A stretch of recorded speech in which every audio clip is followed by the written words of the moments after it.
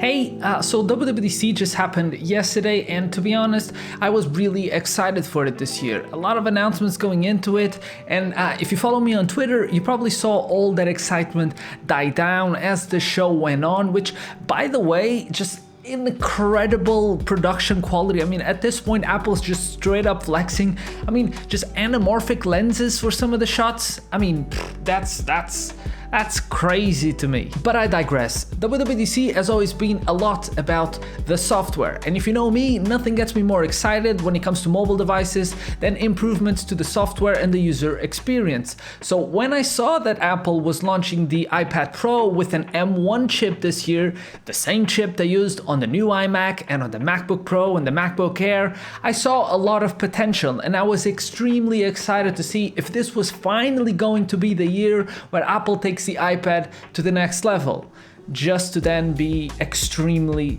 disappointed by the entire show. And if you're new to the channel, maybe consider subscribing. We try to make beautiful tech videos with a lot of info in them, and there's always a cameo of my cat Gatsby right at the end of it. So what more could you want? So I went ahead and installed the betas on my iPhone and on my iPad and on my Apple Watch to really see what the new changes actually were and how they worked. And if you want to do the same, I'll leave some links in the description for you to test it out. But be warned, it's not stable. Not every feature is here. So to be honest, don't rush into it. But if you still are not discouraged by this, please make a full device backup before you do anything else. You will thank me later. Now, the big improvements when it comes to iOS 15 on the iPhone are definitely the new notifications, the big update and overhaul to FaceTime, how they added some smart functionality to the camera, and finally the device profiles that Apple is calling Focus. The new notifications are finally grouped and organized intelligently. They have larger icons, better spacing, and bring to the top the most important notifications based on how you use your phone. It's a solid step in the right direction that works great when paired with the new profiles that Apple calls Focus. Simply put, you can set a device profile for different activities so that you can focus more on what you want to get done.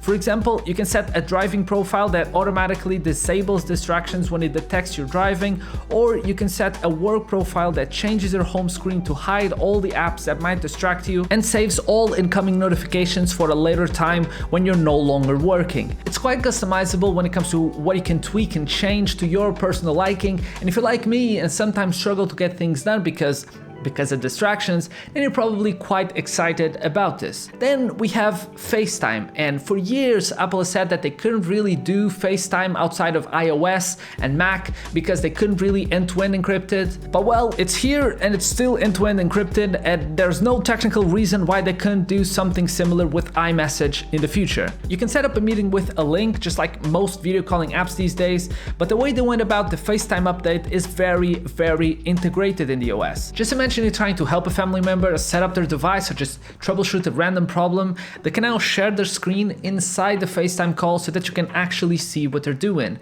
You can do pretty much the same thing when it comes to entertainment. You can listen to an album with a friend and it will sync if you play or pause it or skip music. It will sync on both sides, and you can do the same when it comes to TV shows and movies.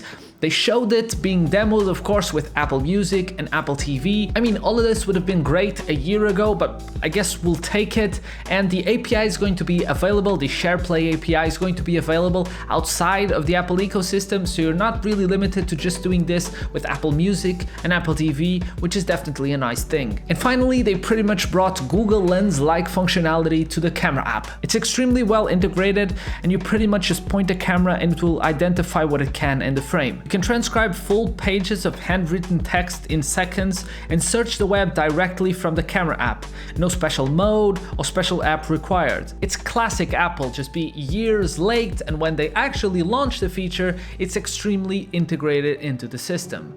But now let's talk about the iPad. So after all these small but welcome improvements in iOS, I mean, I was ready for iPadOS. I mean, just give it to me. In a year where they launched the iPad Pro with the M1 chip, the same exact chip they used on the iMac and on the MacBook Pro and MacBook Air, I thought this was going to be it. This was going to be the year where they launched Final Cut Pro on the iPadOS, or they launched Finder so that you can actually have a professional or a decent even file manager on the iPad. Or would this be the year where they actually fix some of my gripes with iPadOS, like not being able to connect my Apple Watch with the iPad for some weird reason? I just wanted to have some health and fitness apps on the iPad, but that's impossible. Or how about letting me make actual phone calls in my cellular iPad with the SIM that I already have into it without having to have an iPhone on the same Wi-Fi network? How about any of these? No, just absolutely not. They gave us nothing. None of the features I just talked about came with this iPadOS update. I mean, sure, some of my personal wants for this device are quite specific, and not everyone wants to connect their Apple Watch to the iPad or even make calls from the iPad itself without having to have an iPhone. But it's still a mobile device that still, for some weird reason, runs iOS, so why not? Because that is part of the problem. I mean, every year you hear people say how much they love using their iPad Pros, but every year you hear the exact same people say it's just not there when it comes to software. In Apple's eyes, the iPad is just a complement to the ecosystem. It's there for creatives to draw on and then move their drawings seamlessly to their Mac, like they showed in the demo. But here's a question: why move it? I mean, it looks cool, but why move it? If this what is a computer device is supposed to be a computer, why do you keep just limiting it in what feels like just a random criteria when it comes to what it can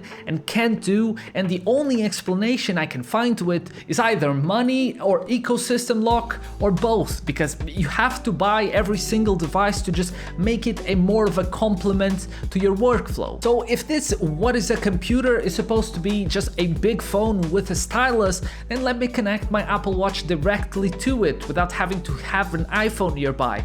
Or I don't know, let me make calls with the SIM card that it's already inside, since I don't know, it's a big phone, it runs iOS, so why not? So or I don't know, if you want to make it more of a computer and more like a Mac because it has the exact same hardware these days, why not let me have pro apps or a normal file manager like Finder or something? I would really love to use Final Cut Pro in my iPad Pro, or I don't know, why not do both together? You cowards. I mean, I don't think there's a lot of people that are looking to just get rid of their iPhones and just keep their Apple Watches connected to their iPad. I think that's a very niche thing, so I don't see Apple losing a lot of iPhone sales because of this feature enabled, and I don't really see Apple losing a lot if they somehow sell less MacBooks and sell more iPad Pros, because it's not like the iPad Pro is a cheap device in any way, shape or form, and it's not like they don't have the App Store to continuously along the years just keep monetizing it. So